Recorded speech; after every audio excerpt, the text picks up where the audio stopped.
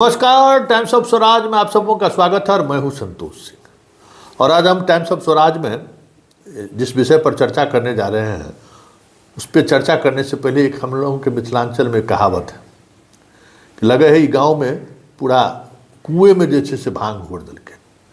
मतलब इस गांव में लगता है जैसे किसी कुएं में लोगों ने भांग को घोर दिया है और लोग वही पानी पी रहे हैं, इसलिए सब भसियाल भसियाल गप करते हैं। मतलब कुछ से कुछ बात कर रहे हैं, एक बात से दूसरे बात का कोई तारतम्य नहीं है। तो ठीक वैसा ही लग रहा है कि नीतीश कुमार के मंत्रिमंडल में जो कुछ भी चल रहा है ना, वैसा ही चल रहा है जैसे पूरे मंत्रिमंडल में जो है ना कि जहाँ कहीं से भी पानी सप्लाई हो रहा है उसमें कोई भांग घोर दिया है। मतलब गजब स्थिति है। इस अराजकता तो हमने कभी नहीं देखी। पर नीतीश कुमार मानसिक तौर पर बीमार क्या हुए, अराजकता की हदें पार कर देंगे इस तरीके से मैंने कभी नहीं सोचा था। अरे कुछ चीज़ें तो हैं जिसका ख्याल भी रखना चाहिए। अब मंत्री को पते नहीं है कि हमने जो तबादला नीति पर सिग्नेचर किया है, जो संकल्प जारी हुआ, जो नियमावली जारी हुआ है, जो फॉर्म शिक्षकों को भरना है, उसमें क्या है, तो इसको आप क्या कहिएगा? कुआं में भांगे घोड़ना न कहिएगा और क्या कहिएगा कि मंत्री को पता नहीं है? तो पहले ज़रा सुन लीजिए। आज शिक्षा दिवस है ना, शिक्षा दिवस पर हम मीडिया वाले लोग मंत्री जी के घेराबंदी कर दिए और मंत्री जी वही बात बोल रहे हैं जो यूट्यूबरा सब बोलता है, समझ गए ना? वही सब अटकल लगाता बोल रहे हैं जो ये लोग बोलता हुआ आ रहा है पिछले एक महीना से कि जहाँ एक अनुमंडल है वहाँ शिक्षा अनुमंडल बना दिया जाएगा 4-5। आज मंत्री वही कुछ ऐसा ही कुछ बोल रहे। मतलब वो समझ में नहीं आ रहा है कि मंत्री जी लगता है बिना पढ़े दस्तखत कर दिए क्या, बिना मंत्री जी के जानकारी का ही संकल्प जारी हो गया क्या? तो पहले हम चर्चा करने से पहले मंत्री जी देखिए क्या बोल रहे हैं, जरा सुन लीजिए। ने तो उदारतापूर्वक शिक्षा नीति का संधारण किया, ट्रांसफ़र पॉलिसी का, और यथासंभव हम लोग तो सबको अपने ही ज़िले में रख रहे हैं। तो इसमें मैंने तो पहले भी उदाहरण दिया था, पुलिस विभाग में तो कोई अपने ज़िले में नहीं रहता है, लेकिन हम लोग अपने महिलाओं को पंचायत के बाहर और जो एक से ज़्यादा जहाँ सब डिवीज़न है, सब डिवीज़न के बाहर उसी ज़िले में रख रहे हैं, और जहाँ एक ही सब डिवीज़न है उसी में हम लोग विभाजन करके कर रहे हैं। तो सभी को तो इसमें सहयोग देना चाहिए, सभी को समय पर तनख्वाह मिलती है, सभी का हम लोग ट्रेनिंग कर रहे हैं और इतनी नियुक्तियां की गई लाखों में। जो सक्षमता पास हैं वो शीघ्र ही उन्हें नियुक्ति पत्र दिए जाएंगे। उनकी भी संख्या 1.5-2 लाख मेरे ख्याल से होनी चाहिए।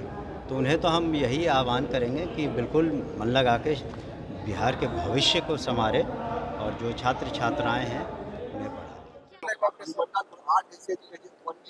आपने मेरी बात को नहीं सुना। मैंने क्या कहा कि 8 ऐसे ज़िले जहां एक ही अनुमंडल है, उसमें उसी अनुमंडल के भीतर हम लोग डिवीज़न करके उसी ज़िले में रखें। सुन लिए किस मतलब इनको ये भी पता नहीं है कि जहाँ पोस्टेड है उस अनुमंडल में उसकी पोस्टिंग नहीं होगी, जहाँ उसका घर है उस अनुमंडल में उसकी पोस्टिंग नहीं होगी, जहाँ ससुराल है उसका वहाँ पोस्टिंग नहीं होगा। मतलब ये भी पता नहीं है। मतलब और मंत्री को ये भी पता नहीं है कि जिस जिले में एक अनुमंडल है वहाँ उनको अनुमंडल में नहीं दूसरे जिला चॉइस करना है। इससे बड़ी विडंबना क्या हो सकती है? मतलब डेमोक्रेसी में मंत्री अगर इस तरीके की बात कह रहा हो कि अब आपको क्या दिक्कत है, हम तो सब आपके लिए कर ही दिए हैं, और ठीक उलट चीज़ें हो रही हैं, तो इसका मतलब यही ना कि विभाग में जो कुछ भी हो रहा है एक हाथ को से दूसरे हाथ को पता नहीं है, दूसरे हाथ को पहले वाले हाथ को पता नहीं है कि आपके लिए क्या नियम बनाया गया है, क्या नियम, किस नियम के आधार पर तबादला हो रहा है। और जब सवाल पूछते हैं तो मंत्री जी गुस्सा जाते हैं कि आप समझ नहीं रहे हैं। हम कहें ना कि जहाँ 8 ऐसे डिस्ट्रिक्ट हैं जहाँ एक ही अनुमंडल है, दूसरे अनुमंडल को हम टुकड़े टुकड़े में बांट दिए हैं। मतलब कहाँ से ये लोग किस दुनिया में रहते हैं आप समझ जाइए। मान लीजिए बाकी लोगों को कहा जाता है कि भाई पढ़ल लिखल नहीं है, उसको आप मंत्री बना दिए तो IAS IPS सब चला देता है। ये तो IPS है, अपने बैच के टॉपर रहे हैं, 25 साल 30 साल तक बिहार पुलिस की नौकरी किए हैं, DG तक गए हैं, हर तरह की चीज़ों को इन्होंने देखा है, और ये इस तरीके की बात कर रहे हैं। हमको तो शर्म आ रही है। हम यही कह सकते हैं कि हमें शर्म आ रही है कि सुनील कुमार जी, आप विभाग को लेकर मतलब इस स्तर पर विवेक शून्यता वाली आपकी स्थिति है, तो क्या कहा जाएगा कि बताइए कि आपको ये तक जानकारी नहीं है कि जो बहाली की प्रक्रिया जो जारी हुई है उस प्रक्रिया में है क्या? तो कौन जिम्मेवार है?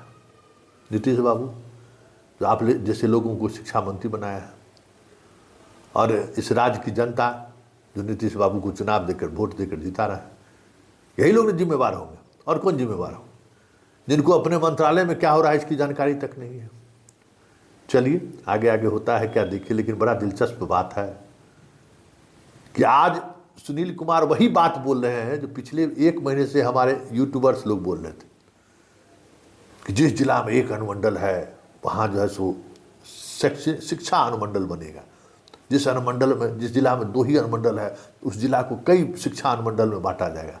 आज तो वही बात कर रहे हैं, लेकिन वो शिक्षा अनुमंडल है कि कहाँ जमुई के आदमी को कहाँ बांट के कोई दूसरा मिल रहा है?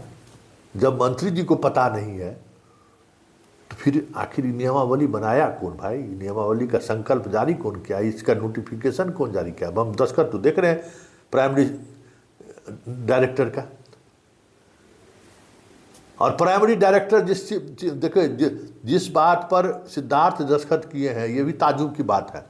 जिस संकल्प पर सिद्धार्थ का दस्तखत है उसमें कई नई चीज़ें निदेशक के नोटिफिकेशन में दर्ज है, और उससे बहुत सारी अलग चीज़ें जो नोटिफिकेशन के आधार पर जो फॉर्म भरा है, जिस फॉर्म के आधार पर शिक्षकों का तबादला होगा, उसमें देखने को मिल रहा है।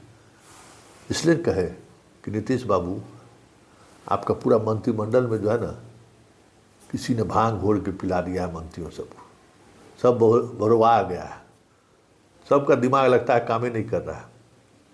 बौराना जिसको कहते हैं ना, सब लोग बौरा गया है भांग खा के। जरा देखिए, संभालिए संभालिए, स्टेट कहाँ जा रहा है? ब्यूरोक्रेसी, सब कहता है ब्यूरोक्रेसी के भरोसे सरकार चलती है, तो देख रहे हैं ना कि ब्यूरोक्रेसी के सहारे कैसे सरकार चलती है सो, और सरकार कितने अच्छे तरीके से चलती है, ये भी बातें समझ में आ रही हैं। लेकिन इन सबसे इतर जो सबसे महत्वपूर्ण बात है और गंभीर बात है, अगर सुनील कुमार जैसे मंत्री अपने विभागीय आदेश को लेकर इतने अवेयर नहीं हैं, तब तो फिर इस राज्य को कोई नहीं बचा सकता है। बताइए कि सुनील कुमार के शिक्षा मंत्री रहते हुए जब अपने फैसले के बारे में जो उन्होंने जिस फैसले पर उन्होंने सहमति जाहिर की है, उससे ठीक उलट काम हो रहा है और इसकी जानकारी तक नहीं है, तो फिर आप क्या कहेंगे? कोई बचा पाएगा इस बिहार को?